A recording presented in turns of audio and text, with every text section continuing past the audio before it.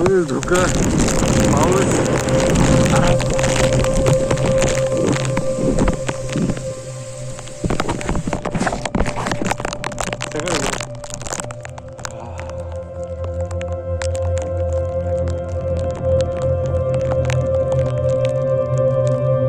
मज्जानी life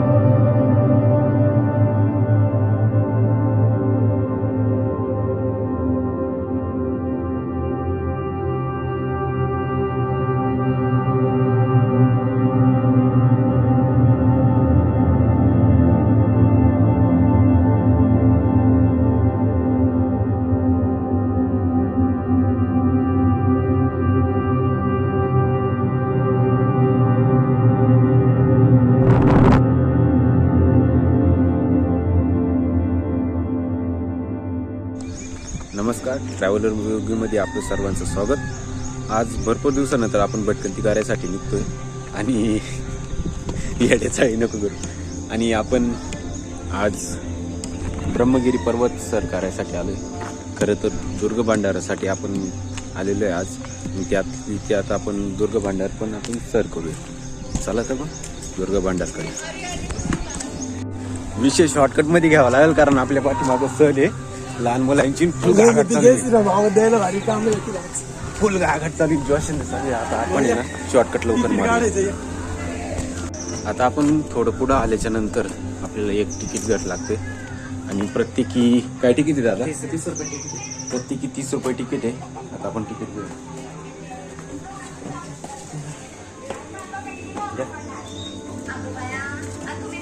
अशा प्रकारे आपली पावती मिळाली आहे आणि आपला प्रवास पुढे चालू. चला, तिकीटाचे पैसे दिलेले बरं. आणि आजची स्पॉन्सर.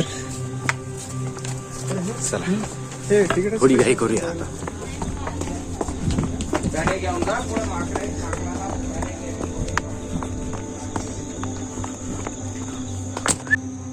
आता आपण थोडं पुढं आलोय. 7 वर्षानंतर फुलणारी जी कारवीची फुलं होती, जी माग रतनगड एकदम प्रचलित होता, यावेळेस ब्रह्मगिरीवर फुललेली आहे. हे बघा, हे झाले. हे समोर बघा, संपूर्ण कारवीच कारवी.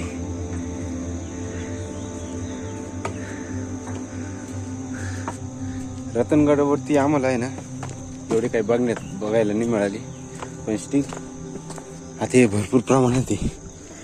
बघा, काहीशी अशा पद्धतीने दिसणारी फुलं आहे. ही जी कारवीची फुलं आहे ती आता काही प्रमाणात उमलायला सुरुवात झालेली आहे. आणि हे बघा किती ते दृश्य छान आहे. आणि इकडच्या बाजूला जर बघितलं तर टोटली कॅमेऱ्यात एकदम असं स्पष्ट येत नाही कारण जवळ गेल्याच्या नंतरच ते कॅमेऱ्यात येत आहे. परंतु हा जो नजारा आहे हा संपूर्ण या डोंगर परिसरात आहे. आणि सांगताना अशी आनंद होतोय. इतकं भारी मनमोहक दृश्य दिसतंय ना, बस कधी शब्दात व्यतीत नाही करू शकत मी आता. हे बघा, म्हणजे स्टील खाली त्यांचा पूर्ण असं गुच्छची गुच्छ पडलेला आहे. आणि ही ती कारवीची फुलं. हे बघा, ही ती कारवीची फुलं आहे आणि प्रचंड प्रमाणात उमलू राहिले. दुर्ग भांडाराविषयी बोलायचे झालेच तर हा किल्ला नाशिक जिल्ह्यातील त्र्यंबकेश्वर जवळील ब्रह्मगिरी पर्वतावर स्थित आहे. हा किल्ला भांडारदुर्ग या नावानेही ओळखला जातो. ऐतिहासिक पार्श्वभूमी जाणून घेता दुर्ग भांडार किल्ल्याचा इतिहास यादव काळापासून सुरू होतो. 1271 ते 1308 या कालावधीत हा किल्ला रामदेवराय यादव यांच्या अधिपत्याखाली होता. त्यानंतर बहमनी आणि निजामशाही या किल्ल्यावरती त्यांनी नियंत्रण मिळवले. त्यानंतर 1629मध्ये शहाजीराजे यांनी मुघलांविरुद्ध बंड करून त्र्यंबकेश्वर ते जुन्नर पर्यंतचे अनेक किल्ले जिंकून घेतले.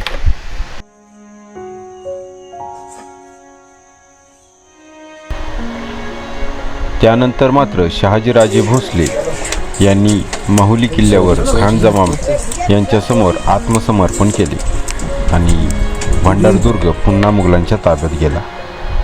त्यानंतर मात्र 1752 साली पेशव्यांचे सेनाना त्र्यंबक सूर्याजी प्रभू यांनी हा किल्ला जिंकून पेशव्यांच्या अधिपत्यात आणला. अखेर 1818मध्ये ब्रिटिश अधिकारी मॅकडोवेल यांच्या नेतृत्वाखाली ब्रिटिशांनी हा किल्ला जिंकून घेतला. इतिहास सांगतो की हा किल्ला यादव काळात अस्तित्वात होता आणि पुढे बहमनी, मुघल आणि मराठा साम्राज्याच्या ताब्यात होता. छत्रपती शिवाजी महाराजांनी अनेक किल्ल्यांसोबत दुर्ग भांडाराचाही वापर लष्करी दृष्टीने केला होता.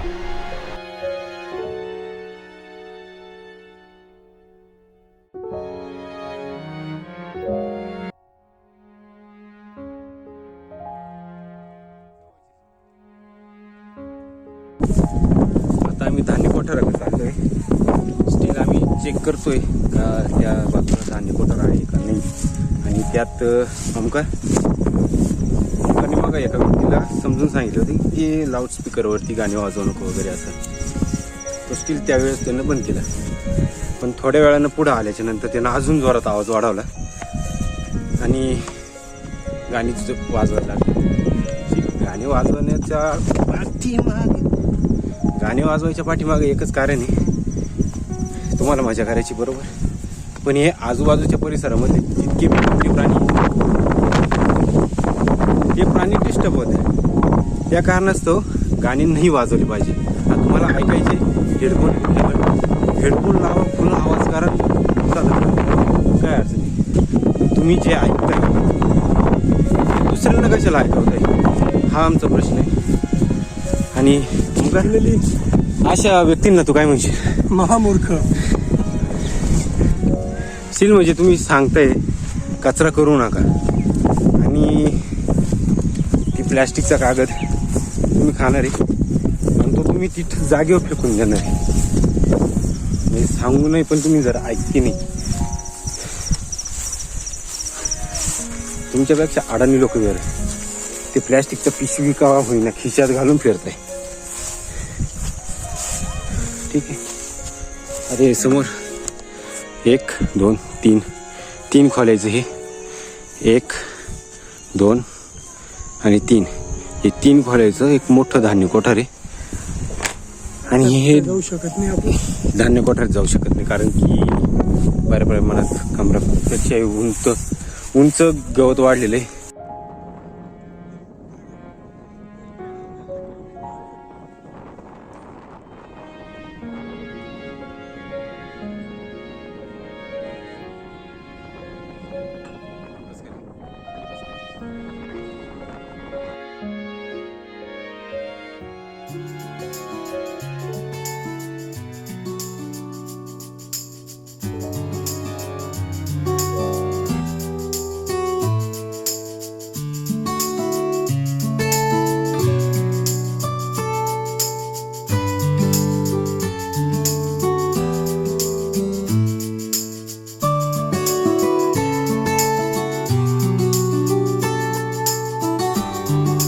ठरवायचं.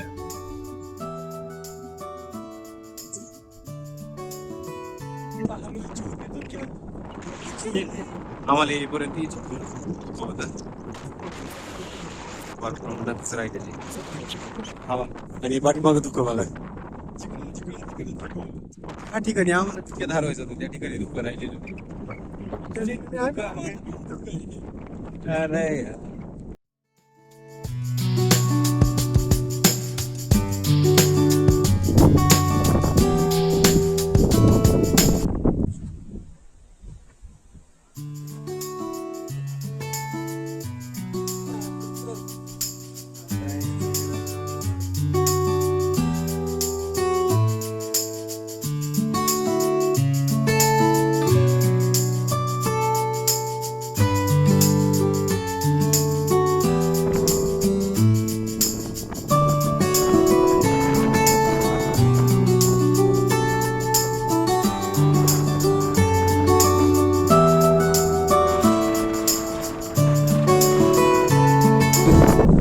देवीची फुलं बघा बाजूला पसरलेली आणि पूर्ण डोंगर हा कारवण आहे. आता कॅमेरामध्ये जास्त येत नाही,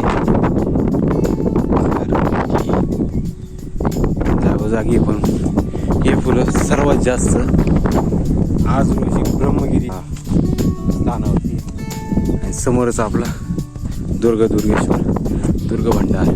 खरं तर आज आम्ही 3 महिन्यानंतर बाहेर पडलोय आणि आमच्याकडे बोलण्यासारखं काही नाही आणि ही प्लॅनिंग केलेली आहे ही ट्रिप आहे. त्याच्यात तुम्हाला इन्फॉर्मेशन पिन कमी भेटेल, थोडी मजा मस्ती, कारण 3 महिन्यानंतरचा गॅप जो आहे तो आता कुठेतरी आम्हाला कव्हर करावा लागणार आहे. म्हणजे जुने आपले जे व्हिडिओ आहे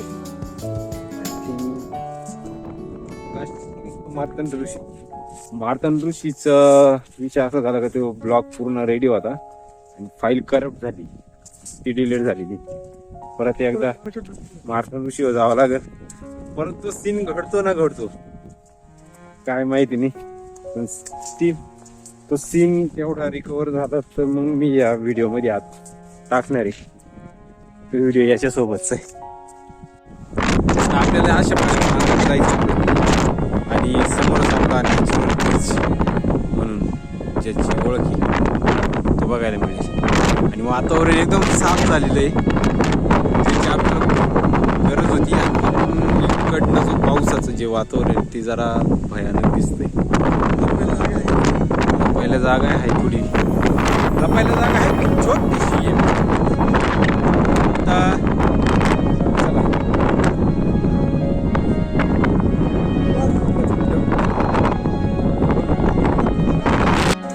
27 वर्ष का लागली या किल्ल्याला हे कळतंय, कारण की छन्नी आणि हातोड्याने इतकं बारीक डिटेलिंग मध्ये काम केलेलं आहे ना.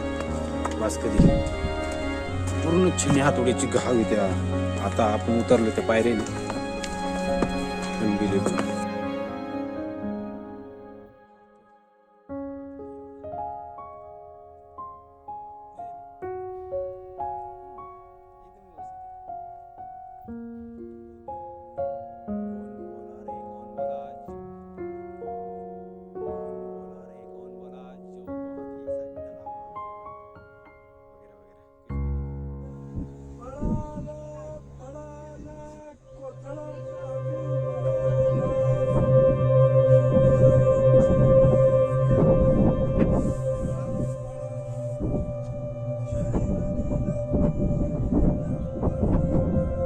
स्टील ही अशी चढई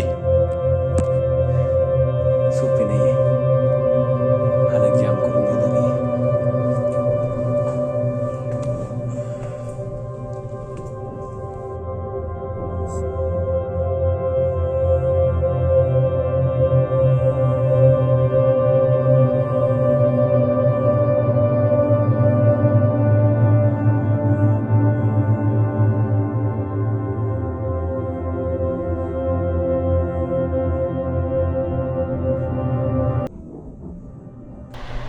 या किल्ल्याच्या पायऱ्या आजही फारशा झिजलेल्या नाहीत, म्हणजे त्यांची मजबूती ही त्याच काळाच्या उत्कृष्ट स्थापत्यकलेच्या प्रतीक आहे.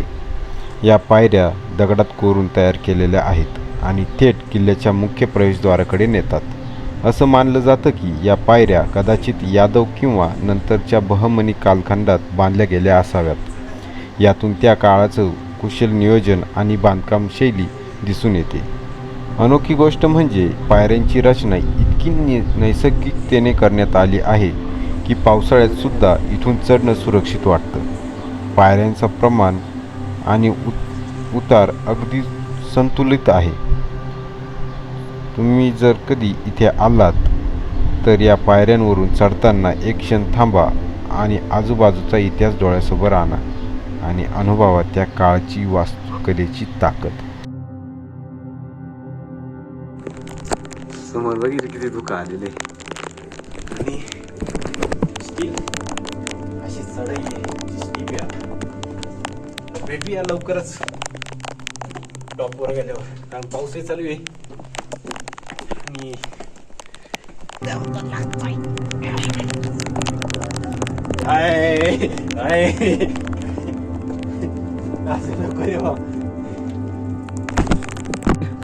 धुक्यामुळे किती विजिबिलिटी माहिती नाही, परंतु हा पॅच आपण कव्हर केलेला आहे.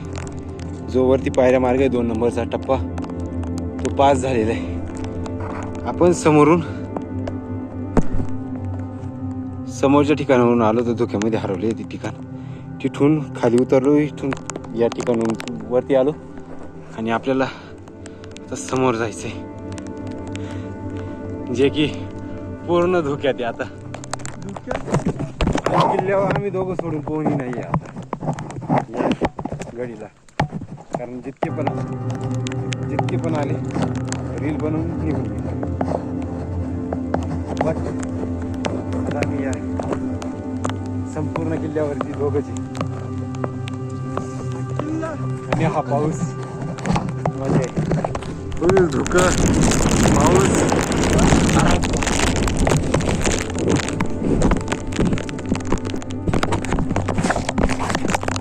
सगळं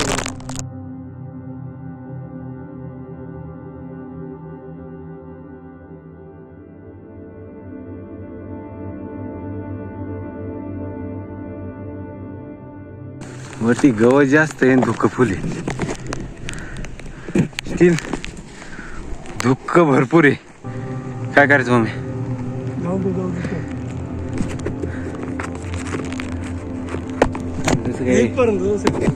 पुढे जाऊ सर.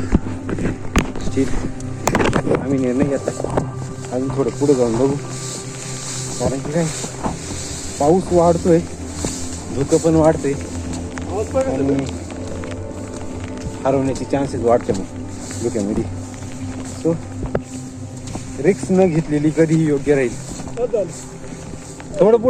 थोडं स्ट्रेच घेऊ, पुढे जाऊ.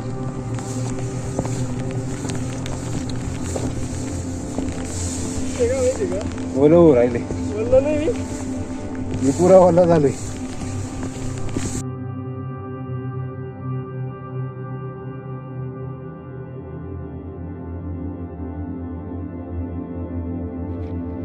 तर मित्रांनो, असा होता आपला आजचा विषय. दुर्गा भंडारविषयी अजून माहिती हवी असल्यास कमेंट करून नक्की सांगा. भेटूयाच अशा एका नवीन ठिकाणी. तोपर्यंत जय शिवराय.